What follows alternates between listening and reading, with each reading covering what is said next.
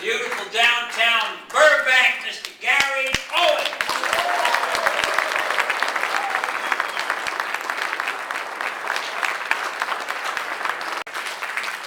Thank you, Pat, very, very much. I apologize for I'm not being gauche today, and I have no idea what that word means anyway. But I'm wearing a cap because about 2 days ago, in the middle of the night, the alarm in our house went off, and actually what it was were 2 deers were going in our backyard and running back and forth, mainly because Sarah Palin was shooting at them. So anyway, I rushed to turn the alarm off. I tripped, fell over some shoes near the bed, and hit my head, the top of my head, and had 12 stitches taken. So that's why I'm wearing a cap right now. I also have a frog under there that I keep as a pet. Because there's a lot in the news these days, Joe Sigmund, our dear friend, is here today. Joe and Jack Gilardi and I were part of the Dodger organization for 30 years. We presented the celebrity baseball game, where every major star in Hollywood would play against the sports writers and the sportscasters. And it was always great, great fun. And I would like to bring this up now because, as you know, the Dodger organization, that sounds like an oxymoron, doesn't it?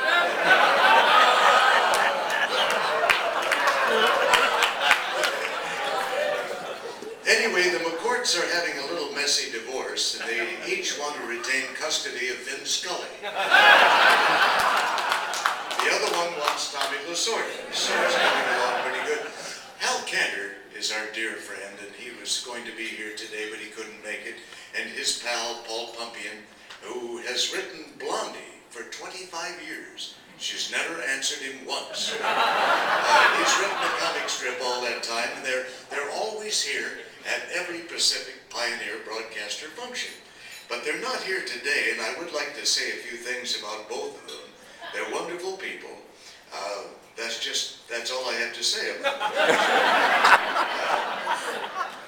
Hal recalled at lunch the other day, years ago, Yarmy's Army invited him to join them.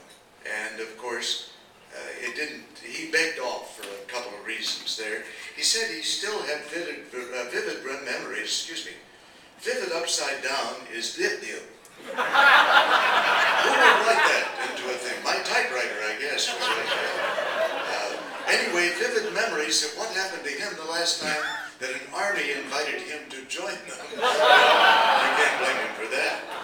Anyway, for you members of Yarmy's Army here for the first time, it's really something.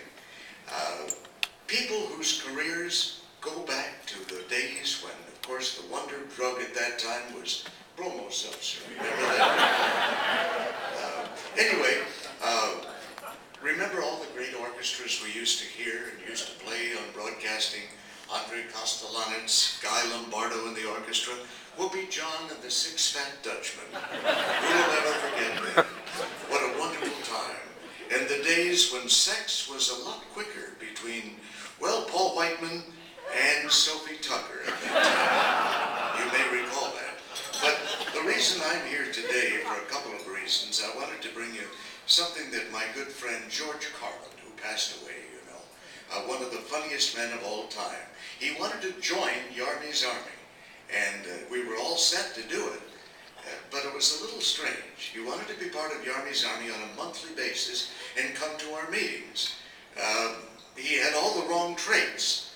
Our group was looking for showbiz people who were trustworthy and loyal and kind and obedient and cheerful and thrifty and brave and clean and reverent. George said he wanted to be that, but he tended to be a little more like devious and fickle and obstructive and hostile and impolite and mean and defiant and glum and extravagant and dirty and sacrilegious. That kind of winds it up for all of us who are sitting here today. Our wonderful group. I have a new album that just came out, thanks to George Carlin's daughter and, of course, Milton Berle's nephew. It's on laugh.com. Kelly Carlin is George's she interviewed a number of us, Sid Caesar, Jonathan Winters, called On Comedy. And they spent 2.5 hours with me, and I made up a lot of stuff, which is not true. You can pick it up at Amazon or any other tall girl. Anyway, it is such a pleasure to see all of you here today. And Yarmy's Army has done a lot of things for charity. Some years ago, I was on the board of directors for the Carousel Ball. Carousel Ball has raised $100 million for charity, and it's presented by Marvin and Barbara Davis. Marvin passed away a couple of years ago. And it's always a giant function as big as the Academy Awards. And one of the great thrills was you'd see Dustin Hoffman here, you'd see Bud Friedman over here, you'd see Billy Wilder over here. So I was chatting with Billy Wilder one day, and I said, there is a story about you and Nijinsky, the Russian ballet artist. You were trying to do a film on him to Sam Goldwyn. He said, oh God, yes. He said, is that true? He said, yes. So he told me the story again, and it's wonderful.